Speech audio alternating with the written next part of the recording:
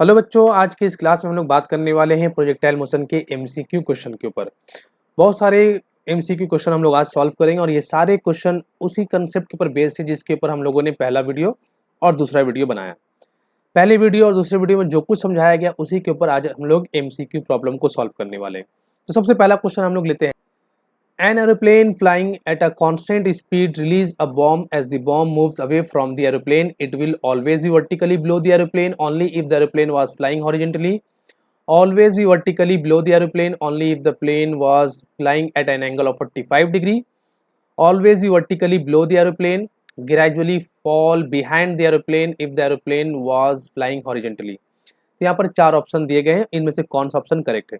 जैसा कि हम लोग जानते हैं कि अगर एक प्लेन कांस्टेंट स्पीड v के साथ मूव कर रहा है तो अगर इससे कोई बॉडी सेपरेट होता है या अलग होता है तो बॉम्ब या कोई भी ऑब्जेक्ट अगर इस मूविंग बॉडी से सेपरेट होता है तो इनिशियली इसका डायरेक्शन और स्पीड का मैग्नीट्यूड वही होगा जो इस प्लेन का है। मतलब इनिशियली बॉम्ब भी उसी डायरेक्शन और उसी स्पीड से मूव करेगा जिस डायरेक्शन और जिस स्पीड में प्लेन मूव कर रहा है। अब थोड़ी देर के बाद ऐसा होगा कि ये बॉम्ब इस तरह एक प्रोजेक्टाइल मोशन क्रिएट करेगा, एक पैराबोलिक पाथ बनाएगा और उसी डायरेक्शन में वो चलने लगेगा। अब यहाँ पर जो ऑप्शन दिए गए उसके हिसाब से हम लोग चलते हैं कि always be vertically below the aeroplane, कि वो बॉम्ब हमेशा प्लेन के नीचे रहेगा if the aeroplane was flying horizontally, अगर प्लेन हॉरिजेंटली मूव कर रहा हो। दूसरा option always be vertically below the aeroplane only if the aeroplane was flying eight angle 45 degree. Always be vertically below the aeroplane, हमेशा aeroplane के नीचे होगा। तो ये ऑप्शन सी इसका करेक्ट होगा, क्योंकि हम लोग जानते हैं कि ये जब जैसे जैसे इसका जो बॉम्ब का हॉरिजेंटल मोशन होगा ना v, ये हमेशा कांस्टेंट रहने वाला है। प्रोजेक्टाइल मोशन में हम लोगों ने पढ़ा है कि horizontal velocity of a body which is making projectile motion parabolic path, उसका हॉरिजेंटल कंपोनेंट हॉरिजेंटल वेलोसिटी हमेशा कांस्टेंट रहता है। हाँ, वर्टिकल वेलोसिटी चेंज होता है। तो जब इसका हॉरिजेंटल वेलोसिटी सेम है और प्लेन v और प्लेन का भी वही वेलोसिटी, तो हॉरिजेंटल डिस्टेंस जो होगा दोनों का वो हमेशा कांस्टेंट रहने वाला है, हमेशा सेम रहने वाला है। इसलिए प्लेन और बॉम्ब हमेशा एक दूसरे के ऊपर नीचे रहने वाले हैं। Number 2, a bullet is fired horizontally from the rifle at a distant target ignoring the effect of resistance, which of the following is correct. Horizontal acceleration 10 metre per second, vertical 10 metre, horizontal 10 metre per second, vertical 0। यहाँ पर बच्चों आप लोगों को याद होगा कि horizontal motion में, प्रोजेक्टाइल मोशन में जो हॉरिजेंटल वेलोसिटी होता है वो कांस्टेंट होता है। तो हॉरिजेंटल एक्सेलरेशन का जो वैल्यू होगा वो हमेशा 0 रहने वाला है, क्योंकि हॉरिजेंटल मोशन में कोई एक्सेलरेशन नहीं होता इन केस ऑफ प्रोजेक्टाइल मोशन। तो हॉरिजेंटल एक्सेलरेशन 2 में 0, सी और डी में। ओके, और वर्टिकल एक्सेलरेशन तो होता है, तो डी ऑप्शन नहीं होगा तो सी होगा, क्योंकि प्रोजेक्टाइल मोशन में हमेशा वर्टिकल एक्सेलरेशन रहता है, हॉरिजेंटल एक्सेलरेशन 0 रहता है। Next, two bodies are projected at angle theta and 90 minus theta to the horizontal with the same speed. The ratio of their times of flight, time period का formula हम लोगों के पास है 2u sin theta by g. ठीक, तो इसे हम लोग मान लेते हैं t1 थीटा एंगल पर, और दूसरा टाइम पीरियड लेते हैं t2 equal to 2u sin 90 minus theta मतलब cos थीटा बाई जी। अब t1 t2 का रेशियो जो होगा वो sin theta by cos theta होगा, मतलब option C. The ratio of the horizontal range, उनका हॉरिजेंटल रेंज का रेशियो क्या होगा, तो r इक्वल टू क्या होता है u square sine 2 theta by g. ठीक, तो ये r1 मान लेते हैं, और r2 क्या होगा, अगर हम लोग 90 माइनस थीटा करेंगे तो ये वापस साइन 2 थीटा आएगा, तो u square sine 2 theta by g. तो r1 r2 का रेशियो क्या होगा 1:1, तो ऑप्शन ए। और मैक्सिमम वर्टिकल हाइट, इसका रेशियो क्या होगा, तो इसका रेशियो हम लोग जानते हैं sine square by cos square, मतलब ऑप्शन सी होगा, क्योंकि हाइट का जो फॉर्मूला होता है वो होता है h equal to u square sine square theta by 2g। तो मान लेते हैं ये थीटा एंगल पर h1 हाइट है, तो थीटा 90 माइनस थीटा पे क्या होगा h2 हाइट, सपोज कर लेते हैं कि हाइट h2 है, तो u square sine 90 minus theta वो बन जाएगा कॉस स्क्वायर थीटा, ठीक है, बाई जी 2g। तो h1 और h2 का रेशियो क्या हो जाएगा sine square by cos square.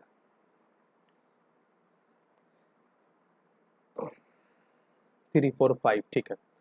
6, if the initial velocity of a projectile be double keeping the angle of projection same, the maximum height। अगर हम लोगों को बोला गया है कि इनिशियल वेलोसिटी को डबल किया जा रहा है, keeping the angle of projection same, the maximum height reach by it will, तो हाइट क्या होगा, जिससे हाइट का फॉर्मूला हम लोगों के पास है u square sine square theta by 2g। तो एंगल को चेंज नहीं किया जा रहा बल्कि इनिशियल वेलोसिटी को चेंज कर दिया जा रहा।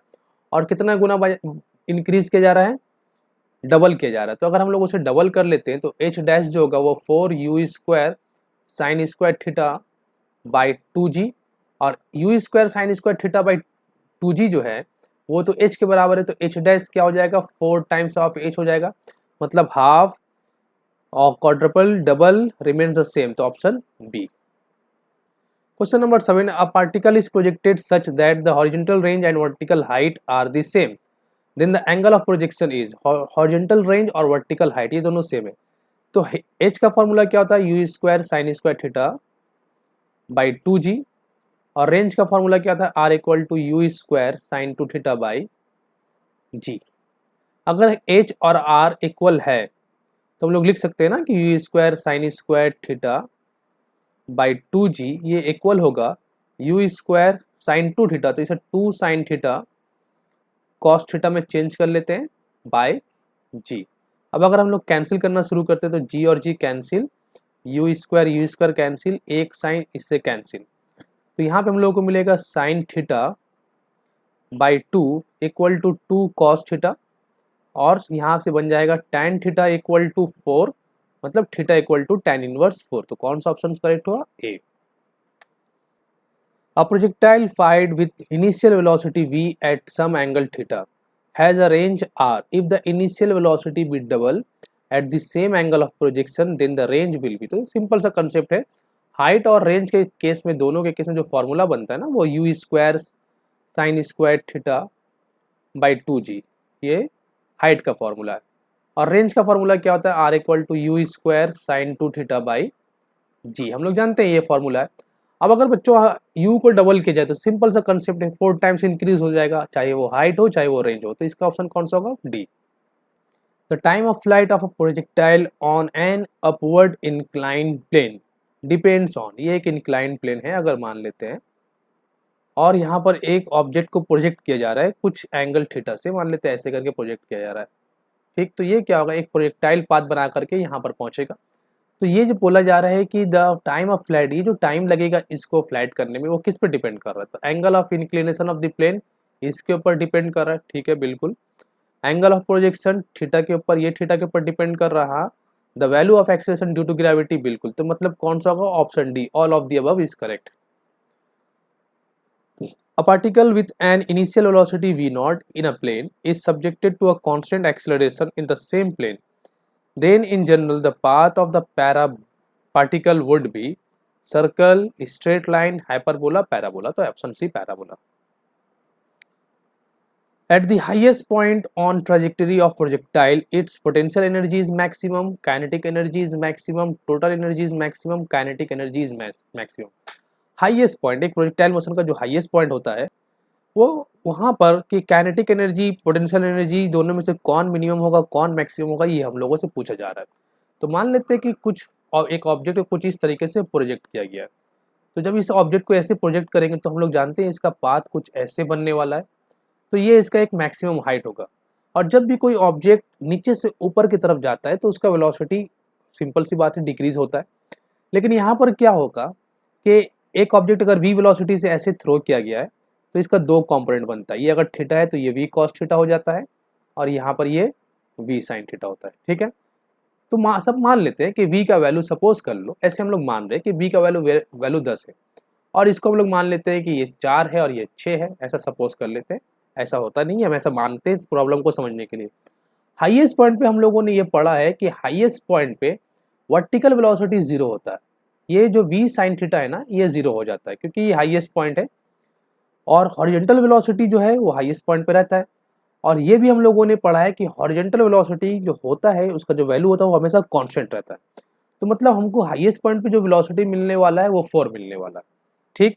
तो इसका मतलब यहाँ से जब हम लोग यहाँ जाएंगे तो सिर्फ हमको एक वर्टिकल हॉरिजॉन्टल वेलोसिटी मिलने वाला है हाईएस्ट पॉइंट पे, तो इसका मतलब हाईएस्ट पॉइंट पे वेलोसिटी जो होगा वो सबसे कम होगा, तो वहां पर क्या होगा, काइनेटिक एनर्जी सबसे कम मिलने वाला है, option D is the correct option. An aeroplane is flying horizontally at a velocity u, it drops a packet from a height h, the time taken by the packet to reach the ground will be, क्या time लगेगा वो पूछा गया। तो मान लेते हैं ये एक प्लेन है जो फ्लाई कर रहा है और इसने एक पैकेट को रिलीज किया, ड्रॉप किया ये, अब जैसा कि हम लोग जानते हैं कि अगर इस प्लेन का वेलोसिटी u है, स्पीड u है, तो इस पैकेट का भी इनिशियल स्पीड u ही रहेगा और इसी डायरेक्शन में होगा। तो मतलब ये पैकेट कुछ ऐसे जाकर के ग्राउंड को टच करेगा, ठीक है। ये प्रोजेक्टाइल पैराबोलिक पाथ बनाएगा ये पैकेट और जाकर के ग्राउंड को टच कर लेगा। ओके, अब यहाँ पर क्या है कि पूछा जा रहा है the time taken by the packet to reach the ground will be. तो यहाँ पर जब पैकेट ऐसे ट्रैवल करेगा तो इसका एक वर्टिकल डिस्प्लेसमेंट भी हो रहा है और हॉरिजॉन्टल डिस्प्लेसमेंट भी हो रहा है, मतलब वर्टिकल पाथ भी कवर कर रहा है और हॉरिजॉन्टल पाथ भी कवर कर रहा है, और दोनों पाथ एक ही बार में हो रहा है। तो जो टाइम यहाँ पर लगेगा वही टाइम यहाँ पर लगेगा और वही टाइम इसे ये पाथ बनाने में लगा। मतलब एक ही टाइम पे उसने तीनों बना दिया, वर्टिकल डिस्टेंस भी किया, हॉरिजॉन्टल डिस्टेंस भी किया और ऐसे भी चला गया। एक्चुअल में वो जा रहा था ऐसे ही, लेकिन जब ऐसे मूव कर रहा तो साथ साथ नीचे भी आ रहा है, साथ साथ आगे भी बढ़ रहा है, इसलिए हॉरिजॉन्टल डिस्टेंस और वर्टिकल डिस्टेंस भी हो रहा है। अब हम लोगों को ये देखना है कि वो नीचे पहुंचने में कितना टाइम लगा, मतलब ये डिस्टेंस टोटल सिंपल बोले तो ये डिस्टेंस कवर करने में उसको कितना वक्त लगा, जमीन को हिट करने में, ग्राउंड को हिट करने में। तो सिंपल सा बात है, जब हम लोग ये वर्टिकल मोशन की तरफ ध्यान देते हैं तो हम लोग को ये जानना जरूरी पड़ जाता है कि इस वक्त इसका इनिशियल वेलोसिटी क्या है। तो इनिशियल वेलोसिटी क्या है, 0, और s इक्वल टू एक फॉर्मूला होता है ut plus half at square. u तो 0, चलो 0 कर देते हैं इसे, plus half G T square, और s को h मान लेते हैं।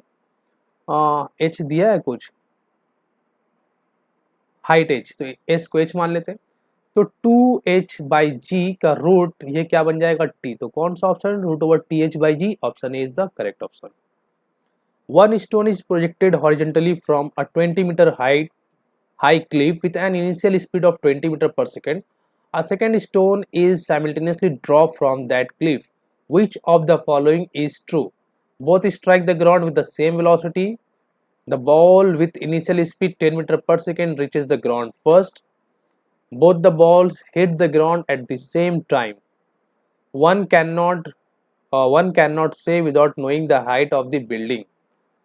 तो यहाँ पर हम लोग सिंपली अगर पहले इसके डायग्राम को सोचते हैं तो मान लेते हैं कि ये क्लिफ है और यहाँ से एक बॉल को हॉरिजॉन्टली ऐसे फेंका गया है और दूसरे बॉल को यहाँ से ड्रॉप कर दिया गया ऐसे। तो यहाँ पर अगर हम लोग गौर करें तो जो ऑब्जेक्ट को, जिस बॉल को ऐसे थ्रो किया गया था किस वेलोसिटी से, 10 मीटर पर सेकेंड से, 10 मीटर पर सेकेंड, और ये हाइट कितना है, 20 मीटर। तो जिस ऑब्जेक्ट को 10 मीटर पर सेकेंड से थ्रो किया गया ना, उसका हॉरिजॉन्टल वेलोसिटी तो 10 है, लेकिन वर्टिकल वेलोसिटी क्या है, उसका 0 है। और उसी वक्त एक दूसरा ऑब्जेक्ट जो है उसे ड्रॉप कर दिया गया, तो उस ऑब्जेक्ट का भी वेलोसिटी 0 है। मतलब दोनों का इनिशियल वेलोसिटी जो है डाउनवर्ड डायरेक्शन 0 है, चाहे वो हॉरिजॉन्टली फेंका जाए या ड्रॉप किया जाए। जिसे ड्रॉप किया जा रहा है उसे थ्रो नहीं किया जा रहा, उसे बस छोड़ दिया जा रहा है, तो उसका इनिशियल वेलोसिटी 0। और जिस ऑब्जेक्ट को हॉरिजॉन्टली थ्रो किया गया उसका भी इनिशियल वेलोसिटी डाउनवर्ड डायरेक्शन में 0 है, क्योंकि 10 का हम लोग कोई भी कंपोनेंट इसके परपेंडिकुलर में ब्रेक नहीं कर सकते। ऐसा नहीं कह सकते कि इस 10 का एक कंपोनेंट यहाँ होगा, कंपोनेंट कभी परपेंडिकुलर में ब्रेक नहीं होता। तो इस डायरेक्शन में दोनों का वेलोसिटी क्या होगा, 0। जब दोनों का इनिशियल वेलोसिटी 0 है और दोनों का हाइट, दोनों के लिए हाइट सेम है, acceleration due to gravity same है, तो दोनों जो है अर्थ को सेम टाइम में हिट करेगा। तो इसके लिए ऑप्शन होगा both the balls hit the ground at the same time. Two bullets are fired horizontally simultaneously and with different velocities from the same place. Which bullet will hit the ground earlier? कौन same, क्योंकि देखो यहाँ पर क्या है ना, height same कर दिया गया। अब यहाँ पर एक को भेजा गया u1 वेलोसिटी से और दूसरे को थ्रो किया जा रहा है विथ वेलोसिटी u2। दोनों का हॉरिजॉन्टल वेलोसिटी तो डिफरेंट है, लेकिन अगर बच्चों गौर करो तो इसका जो वर्टिकल वेलोसिटी होगा रेड वाले का वो भी 0 होगा, और ब्लू वाले का जो दूसरे ऑब्जेक्ट है उसका भी वर्टिकल वेलोसिटी क्या होगा, 0 होगा। तो दोनों का इनिशियल वेलोसिटी डाउनवर्ड डायरेक्शन में 0 है, दोनों के लिए हाइट सेम दिया गया है, acceleration due to gravity same है, तो फिर टाइम क्या होगा, दोनों के लिए सेम लगेगा, क्योंकि फॉर्मूला क्या होता है टी का, रूट ओवर 2h बाई जी। अगर दोनों के लिए हाइट सेम, दोनों के लिए जी सेम और दोनों का इनिशियल वेलोसिटी 0, तो दोनों के लिए टाइम तो सेम लगेगा। तो बोथ विल रीच साइमल्टेनियसली, दोनों एक साथ जमीन पे थ्रो होगा, गिरेगा, ठीक है। in case of a projectile fired at angle equally inclined to the horizontal and vertical with velocity u, the horizontal range। तो यहाँ पर बहुत सिंपल सा सवाल है कि मान लेते हैं कि एक ऑब्जेक्ट को कुछ इस तरीके से थ्रो किया गया ऐसे कि इसका हॉरिजॉन्टल के साथ भी 45 डिग्री बन रहा है और वर्टिकल के साथ भी 45 डिग्री बन रहा है, ठीक है। और ये ऑब्जेक्ट थोड़ी देर के बाद कैसा पाथ बनाएगा, कुछ ऐसे पाथ में मूव करने लगेगा, हम लोग जानते हैं प्रोजेक्टाइल पैराबोलिक पाथ बनाएगा। अब जो रेंज का फॉर्मूला होता है, जो रेंज इसका कवर होगा यहाँ से यहाँ तक, आर इक्वल टू होता है u square sine 2 theta by g, हम लोग जानते हैं, ठीक है। अब अगर थीटा को 45 देंगे तो साइन 2 थीटा क्या हो जाएगा, 1 हो जाएगा, तो आर क्या बचेगा, यू स्क्वायर बाई जी, तो ऑप्शन कौन सा होगा, ए। A bomb is released by a horizontal flying aeroplane. The trajectory of bomb is क्या होगा, सिंपल सी बात है, पैराबोला, क्योंकि मूविंग एरोप्लेन से अगर कोई ऑब्जेक्ट सेपरेट होता है, कोई बॉम्ब रिलीज होता है, तो अगर इस प्लेन का वेलोसिटी u है तो बॉम्ब का initial velocity along the direction of plane होगा u। हाँ, थोड़ी देर के बाद चूंकि ये प्लेन से अलग हो चुका तो इसका पाथ ऐसे बनेगा, ऐसे जाकर गिरेगा, तो ये जो पाथ होता है इसे हम लोग क्या बोलते हैं, parabola, parabolic path. A stone is thrown upward, it returns to the ground. Describing a parabolic path, which of the following remains constant? Speed of the ball. एक बॉल को फेंका गया ऊपर की तरफ और जब वो नीचे आया तो पैराबोलिक पाथ बना लिया, मतलब क्या हो रहा है, ऐसे फेंकेंगे और वो जाकर के ऐसे गिरेगा, पैराबोलिक पाथ बन रहा है। तो अब इस पैराबोलिक पाथ के मोशन में कौन कांस्टेंट रहने वाला, तो हम लोग जानते हैं कि स्पीड, टोटल स्पीड तो कांस्टेंट नहीं रहता, क्योंकि स्पीड जैसे जैसे ऊपर की तरफ जाएंगे वर्टिकल वेलोसिटी डिक्रीज होगा, लेकिन हॉरिजॉन्टल वेलोसिटी कांस्टेंट रहेगा, तो ओवरऑल स्पीड कांस्टेंट नहीं रहता, डिक्रीज होता है। Kinetic energy of the ball, ये भी तो कांस्टेंट नहीं रहता। Vertical component of the velocity नहीं, ये मैक्सिमम पॉइंट पे 0 हो जाता है वर्टिकल कंपोनेंट। हॉरिजॉन्टल कंपोनेंट हाँ ये कांस्टेंट रहता, तो ये सब रॉन्ग है। करेक्ट कौन है, D, horizontal component of the velocity always constant in case of projectile motion. A player kick up a ball at angle theta with the horizontal range is maximum when theta equal to, तो R का formula हम लोगों के पास है u square sine 2 theta by g. तो ये maximum कब होगा, जब साइन 2 थीटा 1 हो जाए, मतलब 2 थीटा 90 डिग्री हो जाए, मतलब थीटा 45 डिग्री हो जाए, तो ऑप्शन कौन सा करेक्ट है, सी। A point mass is projected making an acute angle with the horizontal. If the angle between velocity v and acceleration g is theta, then theta is given by। अगर हम लोग बात करते हैं एक प्रोजेक्टाइल मोशन के बारे में कि मान लो ये मेरा एक प्रोजेक्टाइल मोशन हो रहा है, ठीक है, और एक ऑब्जेक्ट को कुछ ऐसे फेंका जा रहा है इस डायरेक्शन में विथ वेलोसिटी v, तो अब यहाँ पे हॉरिजॉन्टल के साथ इसने एंगल बनाया है थीटा। अब ये थीटा जो होगा, if the angle between velocity v and acceleration g is theta. अच्छा, वेलोसिटी और g के बीच में थीटा है, तो g कहाँ होता है, हमेशा वर्टिकली डाउनवर्ड होता है, हम लोग जानते हैं, तो ये g है, तो ये जो है ये थीटा है, तो ये थीटा का वैल्यू क्या हो सकता है। अब यहाँ पर theta less than 0 degree greater than 90 degree, 0 degree से छोटा तो हो नहीं सकता, छोड़ दो, इक्वल टू 90 डिग्री, 90 डिग्री पे ये थीटा 90 डिग्री पे नहीं है, ठीक है, ये भी छोड़ दो, थीटा इक्वल टू 0 डिग्री ना, theta greater than 0 degree less than 180 degree, इन दोनों के बीच में एक्सेलरेशन ड्यू टू ग्रेविटी और इसके बीच में एंगल जो है वो 0 डिग्री से लेकर के 180 डिग्री में ये पॉसिबल है, ठीक है, क्योंकि ये सब इनमें से कोई केस नहीं हो सकता। हाँ, ये केस हम लोग कर सकते हैं कि जो थीटा का वैल्यू होगा वो 0 से बड़ा और 180 से छोटा होगा, ठीक है, 180 में नहीं हो सकता, क्योंकि 180 में जब हम फेंकेंगे तो ये ऐसे जाएगा, तो ये प्रोजेक्टाइल पाथ नहीं बनेगा। 0 डिग्री में आएंगे तो नीचे चला जाएगा, तो मतलब ये जो थीटा है ये 0 से 180 के बीच का कोई वैल्यू होगा। If r is the range for an angle of projection of 15 degree with the horizontal, then the other angle of projection for which the range is r। तो पता है हम लोगों को कॉम्प्लीमेंट्री एंगल के लिए रेंज का जो वैल्यू होता है वो सेम होता है, तो अगर एक 15 डिग्री है तो दूसरा 90 माइनस 15 होना चाहिए, मतलब 75 degree. An object is thrown along a direction inclined at an angle of 45 degree with the horizontal direction. The horizontal range of the particle is 4 times the vertical height, thrice of the vertical height, twice the vertical height, equal to the vertical height। हम लोग जानते हैं कि angle जब 45 degree होता है तो r का जो वैल्यू होता है, क्योंकि u square sine 2 theta by g ये फॉर्मूला है, तो अगर एंगल को 45 करेंगे तो साइन 2 इंटू 45 91 हो जाता है, तो r बचेगा हम लोग के पास यू स्क्वायर बाई जी। अच्छा, h का जो फॉर्मूला है वो है u square sine square theta by 2g। अगर हम लोग यहाँ पे थीटा को 45 कर देते हैं तो ये 1/√2 का स्क्वायर मतलब 1/2 हो जाएगा, मतलब यू स्क्वायर बाई 4g हो जाएगा, और h इक्वल टू 1/4 को अगर अलग कर लेते हैं तो यू स्क्वायर बाई जी ये मिलता है हम लोग को r। तो यहाँ पर बोला जा रहा है कि the horizontal range of the projectile is, तो r इक्वल टू क्या हो गया, 4 टाइम्स ऑफ हाइट हो गया, तो 4 times of vertical height, option A is the correct option. Projectile thrown मतलब किसी ऑब्जेक्ट को थ्रो किया गया with velocity v at angle theta has a range r on the surface of earth. मान लेते हैं अर्थ के सरफेस में जो रेंज बन रहा है किसी ऑब्जेक्ट का प्रोजेक्टाइल मोशन की वजह से वो r बन रहा है। इसका वेलोसिटी क्या दिया गया है, वेलोसिटी है v, एंगल बना रहा है यहाँ पर थीटा और यहाँ पर चूंकि एक्सेलरेशन ड्यू टू ग्रेविटी होता है g। तो यहाँ पर r का जो फॉर्मूला होता है वो होता है u square sine two theta by g. ये हम लोग जानते हैं r equal to u square sine two theta by g. अब अगर उसी ऑब्जेक्ट को मून पे लेकर चले जाए और वहां पर उसे थ्रो करे with the same velocity same angle, तो आर का वैल्यू क्या होगा। तो मान लेते हैं मून के सरफेस पे आर डैश जो बन रहा है वो कुछ आर जो बन रहा है वो आर डैश है, तो u square sine two theta by g dash, क्योंकि मून में जी चेंज होता है जी डैश हो जाता है। तो R dash equal to u square sine two theta और जी डैश जो होता है वो जी बाई सिक्स होता है। मतलब हम इसे ऐसा लिख सकते हैं 6 into u square sine two theta by g. तो ये जो वैल्यू है ना, ये वाला वैल्यू बनेगा आर। तो आर डैश जो हो जाएगा वो किसके बराबर हो जाएगा, 6 इंटू आर, मतलब option D. Two stones are projected from the same point with the same speed making an angle 45 degree plus theta and 45 degree minus theta with the horizontal. If theta less than 45 degree then the horizontal range of the two stones are in the ratio. तो simple सा concept है, पहले R1 ले लेते हैं you square sine two theta और theta को हम लोग पहले लेते हैं 45 डिग्री प्लस थीटा बाई जी, और R2 इक्वल टू ले लेते हैं यू स्क्वायर है और R2 ले लेते हैं you square sine two theta. तो थीटा को हम लोग इस बार क्या यूज करेंगे 45 degree minus theta by g. तो R1 का वैल्यू यहाँ से अगर हम लोग देखते हैं तो यू स्क्वायर और 2 अंदर मल्टीप्लाई करने के बाद हो जाएगा साइन 90 प्लस टू थीटा, ठीक है, बाई जी। और यहाँ पे R2 क्या मिलने वाला हम लोग को, u square sine 90 minus two theta by जी।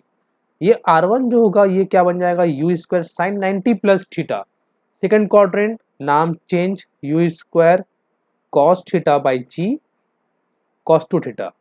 और इसी तरीके से R2 जो होगा 90 minus two theta, R2 equal to u square cos two theta by g. तो R1 और R2 का रेशियो क्या हो जाएगा, simple 1:1, option A is the correct. A projectile rises to a height of 10 meter above and then falls at a distance of 30 meter away from the point of projection. Its vertical displacement, काहे से vertical displacement होगा, नीचे से ऊपर जाना और वापस आना, ठीक से बना लेते हैं। मान लेते हैं एक ऑब्जेक्ट को ऐसे फेंका गया, ठीक है, तो 10 मीटर ऊपर गया वो, ये हाइट हुआ, वापस ही ज़मीन में आकर गिरा, तो इसका हॉरिजॉन्टल डिस्प्लेसमेंट तो हम लोग को दिख रहा है ना, होगा कुछ। वर्टिकल डिस्टेंस नहीं, डिस्प्लेसमेंट पूछा, डिस्प्लेसमेंट जो होता है वर्टिकल डायरेक्शन में, वर्टिकल में कुछ है, अगर हाँ यहाँ पे रुक जाता ऑब्जेक्ट तो हम लोग बोलते हैं कि वर्टिकल डिस्प्लेसमेंट है। जैसे कि यहाँ पे हॉरिजॉन्टल डिस्प्लेसमेंट हो रहा है, ए से बी में चला आया, ठीक है। वर्टिकल डिस्प्लेसमेंट का मतलब ए से कुछ ऐसे पॉइंट कुछ हाइट पे रुकना चाहिए, यहाँ पे रुक गया सी पे तो बोलेंगे हाँ भाई वर्टिकल डिस्प्लेसमेंट इतना है, यहीं पे रुक जाता तो बोलते थोड़ा सा डिस्प्लेसमेंट है, लेकिन वो वापस तो बी में चला आया ग्राउंड में, तो वर्टिकल डिस्प्लेसमेंट क्या हो गया, 0। A stone projected with an initial velocity at some angle with horizontal. A small piece separate from the stone before the stone reaches its maximum height. Then this piece will fly side by side with the parent stone along a parabolic path, fly horizontally initially and will trace a different parabolic path, fall to the ground and lag behind the parent stone, increasing the distance from it. तो यहाँ पर जब हम लोग जानते हैं कि अगर एक ऑब्जेक्ट एक पैराबोलिक पाथ पे मूव कर रहा है, ठीक, तो उस ऑब्जेक्ट का जो इनिशियल, मान लेते हैं ये ऑब्जेक्ट यहाँ पर एक बड़ा सा ऑब्जेक्ट है, तो इसका एक मेन वेलोसिटी यहाँ होगा, इसका दो कंपोनेंट होगा v cos थीटा और यहाँ पर होगा v sin थीटा। अब अचानक मैक्सिमम हाइट पहुँचने से पहले एक छोटा सा कंपोनेंट इससे सेपरेट हो जाता है, मान लेते हैं ये कंपोनेंट इससे अलग हुआ, तो इस कंपोनेंट का जो वेलोसिटी होगा और जो डायरेक्शन होगा वो बिल्कुल वही होगा जो मेन का था। जैसा कि हम लोग जानते हैं कि किसी भी मूविंग ऑब्जेक्ट से अगर कोई ऑब्जेक्ट सेपरेट होता है तो सेपरेट होने वाला ऑब्जेक्ट का डायरेक्शन और मैग्नीट्यूड का स्पीड वो वही रहता है जो मेन ऑब्जेक्ट का था इनिशियली। तो इनिशियली ये क्या करेगा, अपने आप को उसी रास्ते पे रखने की कोशिश करेगा। अब चूंकि मास वगैरह पे तो डिपेंड नहीं करता, ना रेंज ना हाइट, किसी मास नहीं आता, तो ये पार्टिकल भी अप टू मैक्सिमम हाइट यहाँ तक का बारे में पूछा जा रहा है। तो ये पार्टिकल भी क्या होगा, पैराबोलिक पाथ ही बनाएगा, जैसे कि एक पेरेंट जो जिस मेन जो बॉडी था उसका जैसा पैराबोलिक पाथ बनेगा, उसी के साइड बाय साइड ऑब्जेक्ट का भी बनेगा, मतलब ऑप्शन ए करेक्ट होगा। तो ये कुछ 25 क्वेश्चन थे जिसे हम लोगों ने आज सॉल्व किया।